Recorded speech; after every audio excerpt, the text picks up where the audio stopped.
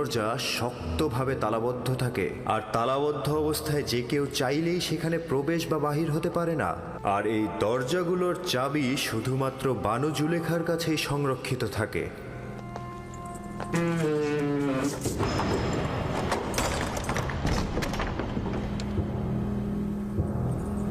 বানু জুলেখার আদেশ।